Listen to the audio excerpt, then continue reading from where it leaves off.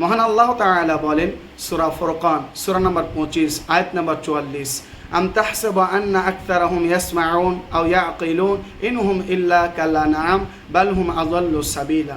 আপনি কি মনে করেন তারা আপনার কথা শোনে, বুঝে? না না, তারা তো জানোয়ারের ন্যায়, বরঞ্চ তার চেয়েও অধম। আল্লাহ তাআলা কেন এই কথা বললেন? কারণ তারা শুনে ঠিকই, বুঝে ঠিকই, কিন্তু মানার উদ্দেশ্যে বসে না, মানার উদ্দেশ্যে কোরআন হাদিস শোনে না, মানার উদ্দেশ্যে বক্তব্য জালসা শোনে না, মানার উদ্দেশ্যে জুমার খুতবা শোনে না। তারা হলো জানোয়ারের ন্যায়, বরঞ্চ তার চেয়ে অধম। সূরা আ'রাফ সূরা নম্বর 7 আয়াত নম্বর 176 মহান আল্লাহ তাআলা বলেন ওয়াত্তাবা হাওয়াহু ফামাসালুহু কামাসালিল কলব, অর্থাৎ যে ব্যক্তি মন মতন চলে, কোরআন হাদিসকে উপেক্ষা করে, সে হলো কুকুরের ন্যায়।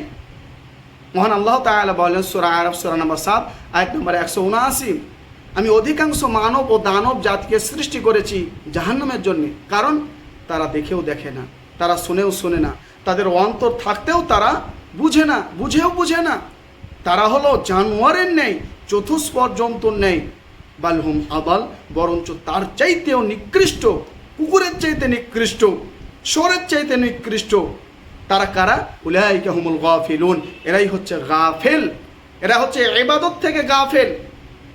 ভালোভাবে জানে যে ইবাদত না করলে এই শাস্তি। মেম্বারের ওপরে উঠে এক শ্রেণীর আলেম সমাজ বক্তব্য দিচ্ছে নামাজ পড়তে হবে, না হলে কাফের, আর সেই আলেমই জোহরে নাই, মাগরিবে নাই। এই শ্রেণীর মানুষকে বলা হয়েছে শোরের চাইতেও খারাপ। জালসাতে খুব জোরে চিলিয়ে চিলিয়ে একেবারে বক্তব্য যে এই করলে এই হবে, এই করলে সেই হবে, আর সেই হুজুরকেই, সেই এক শ্রেণীর আলেমকেই দেখা যাচ্ছে যে সেই ওই কাজটা আগে করছে। এই শ্রেণীর আলেমকে দিয়ে জাহান্নামকে উদ্বোধন করা হবে। জানে মানুষের বদনাম করা, গীবত করা এগুলো হারাম কাজ, ভালোভাবেই জানে।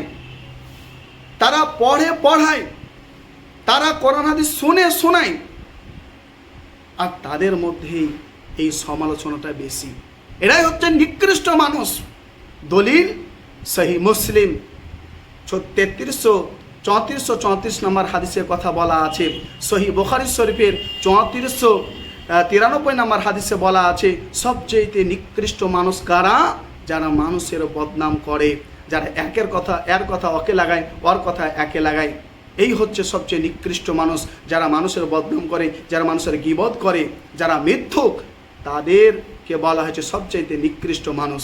মহান আল্লাহ তাআলা বলেছেন সূরা সফ সূরা নম্বর 61 আয়াত নম্বর 3, কাবুরা মাকতান ইনদাল্লাহি আন তাকুলু মা লা তাফআলুন, তোমরা যা নিজে পালন করো না, কেন লোককে বলে বেড়াও? কেন তোমরা খুতবা দিয়ে বেড়াও? টাকার জন্য, শুধু টাকার জন্যে? যদি শুধু টাকার জন্য হয় তাহলে জেনে নাও যে যারা একমাত্র টাকার উদ্দেশ্যে কাজ করে তারা মুশরিক, তারা যাবে জাহান্নামে। আর আল্লাহ তাআলা শিরকের পাপ, মুশরিককে ক্ষমা করবেন না মরার পরে। ওই জন্য আজকেই তওবা করুন। আপনি যতই হজ উমরা করে চলে আসুন, মানুষের বদনাম করে আপনি জান্নাত পাবেন না, আপনাকে জাহান্নামে যেতে হবে। আপনি যতই হজ উমরা করুন না কেন, আপনি যতই তাহাজ্জুদ পড়েন না কেন, আপনি যতই নফল সিয়াম রাখুন না কেন, আপনি যদি মানুষের বদনাম করে বেড়ান, আপনার নেকি কেটে তাকে দেওয়া হবে, আপনাকে জাহান্নামে দেওয়া হবে। রাসূল সাল্লাল্লাহু আলাইহি সাল্লাম বলেছেন লা ইয়াদখুলুল জান্নাতা কাত্তান, যে মানুষের বদনাম করে সে জান্নাতে যাবে না। আর আজকে দেখুন সমাজে, মাঠে ঘাটে, দোকানে, এমনকি মাদ্রাসা মসজিদেও মানুষের বদনাম একেবারে সচরাচর হয়ে গিয়েছে।